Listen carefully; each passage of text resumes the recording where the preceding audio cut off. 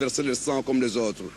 Est-ce qu'il n'y a pas eu plus de grands Comoriens, plus de Danjouanais, que des Mayotte qui ont versé le sang en 14 et en 41? Et pourquoi aujourd'hui uniquement Mayotte? C'est un esprit colonial. Ahmed Abdallah, qui est d'autant plus furieux du possible largage de Mayotte que le sujet a fait l'objet d'un marchandage électoral au plus haut niveau de l'État français. Un marchandage pour la présidentielle de 74. Exactement. François Mitterrand l'a raconté dans son livre Ma part de vérité. Ahmed Abdallah est venu le rencontrer au domicile d'André Rousselet, rue d'Aumale, à 8 jours du second tour, pour lui dire qu'il avait dans la poche 75 000 suffrages tout cuits, mais que, désolé, il les avait déjà promis à Giscard contre l'engagement d'une indépendance des Comores, Mayotte comprise.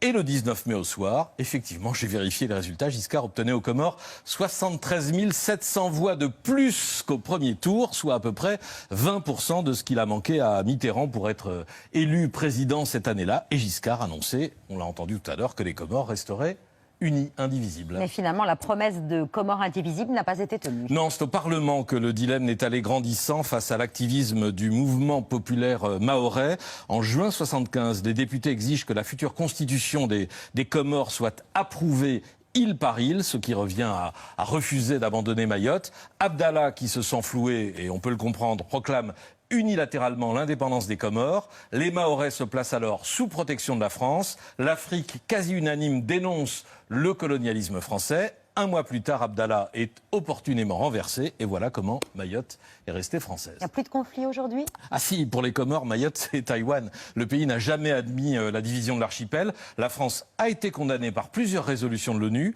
L'Union africaine considère toujours ce territoire comme occupé par une puissance étrangère. Cela dit, les Comores seraient bien en peine de donner des leçons au monde. Le pays est dirigé par un putschiste qui vient de faire condamner à la perpétuité son principal opposant, l'ancien président Sambi, pour haute trahison, un crime qui d'ailleurs n'existe pas dans le droit comorien. Mayotte a donc choisi de rester française en 1974. C'est donc à l'État français d'y faire régner l'ordre et la paix sociale. Mais est-ce encore possible dans ce département secoué par les violences? Vous alertez, Estelle Youssoufa, sur la situation gravissime à Mayotte. Oui, j'aurais voulu quand même compléter. Vous voyez les couleurs que je porte, ce sont celles de Zénam Déré, qui est l'une des chatouilleuses, les femmes qui se sont battues pour rester françaises. Entendre parler de Mayotte pour écouter l'histoire des Comores, c'est assez désagréable pour dire les choses. Mais je vais vous dire pourquoi, parce qu'en fait les Comores, c'est une création coloniale.